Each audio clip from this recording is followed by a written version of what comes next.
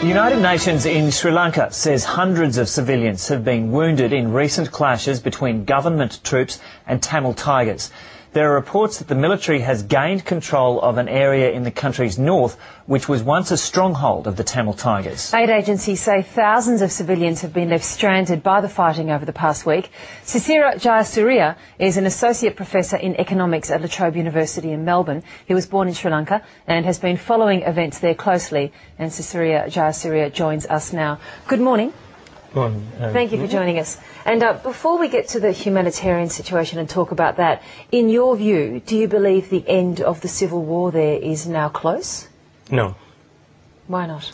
I think this is going to be another phase of the struggle by the LTTE, primarily because until now there's no indication that their main military battalions and so on have been destroyed in any way. And they're past masters in the art of guerrilla warfare. They have done this before, and I suspect that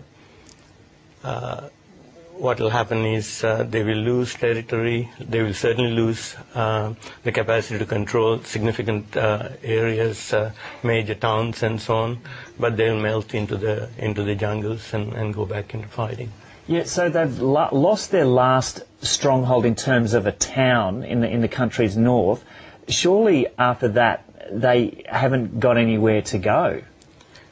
I think there's no doubt that this is a very significant military setback for the LTTE. But these are regions with lots of jungles where these people have been operating for a long time, the last 25 years or more. The International Committee of the Red Cross is saying that about 250,000 civilians are trapped in the conflict zone. How dangerous a situation is this for those civilians? It would be extremely dangerous because it's a very small area from what I see in the map where they are trapped.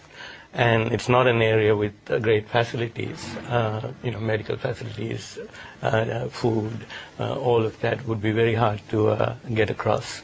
And with the fighting going on and the LTTE encircled out there, I suspect that these people would be the meat in the sandwich. There are some reports of 300 civilian deaths. The government is describing that as a hoax. What do you think the likelihood of that having happened is?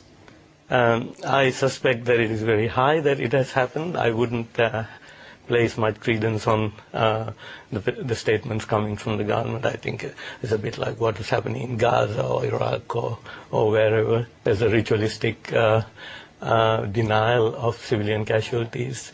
So you think it's very likely in the last couple of weeks there's been 300 deaths? It is very, very likely. I mean, if you think of the area, the fact that hundreds of thousands of people are trapped in this area, and the military is encircling and using heavy artillery and so on, it would be incredible if there aren't major civilian casualties. In fact, you're quite aware of and critical of what you call a bit of a propaganda campaign that the Sri Lankan government runs on this. Oh, indeed. Tell us a bit about that. For the last 2 years or so, the government has been engaged in this concerted drive against the LTTE. And part of that has been the mobilization of massive resources. The economy is straining at the edges. The government absolutely needs to declare a major military victory before the economic crisis really hits. Already it is really putting major strains.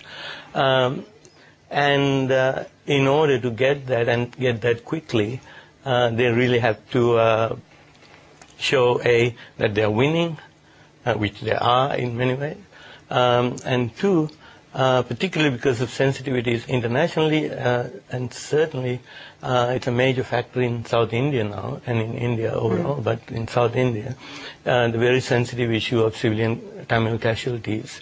So they want to ensure that the whole operation is seen to be a very surgical operation. We have seen this before in other global conflicts. Civilian casualties are denied. There are no civilian casualties, all precision targeting of military installations. just not believable. How justified do you think are the claims to a separate state for the Tamils in that region? Yeah, I would phrase it differently in the sense how justified. There's, in my view, I'm a Sinhalese. In my view, there is no doubt that the Tamils have had systematic discrimination practiced against them, at least since 1956. And the majority Sinhalese governments have never really accepted the rights of the Tamils to live in the sort of multicultural society that we see here, for example. It was very clear just a few weeks ago. The current army commander made a statement that this is a country of the Sinhalese. The Sinhalese are 75% of the population, and Tamils and others should recognize that they're a minority, and we'll treat them well, but don't expect equality. It's a Sinhalese Buddhist country, and under those circumstances, I don't expect even a major military victory at this point in time to mark the end of this conflict. So in the Tamils' continued struggle then for a homeland, what sort of humanitarian disaster do you think this could bring about? I think in the immediate term, what is likely to happen is, these people are trapped.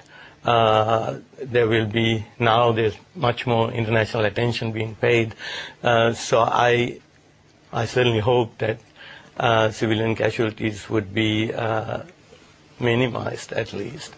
But the continuing conflict will continue to inflict civilian casualties. I expect that the LTTE, once they lose territory, will go back into more acts of random terror and so on, which had been their hallmark in the past. So I just don't see peace dawning, if that's... Mr. Jayasuriya, thank you for joining us on the program today. Thank you.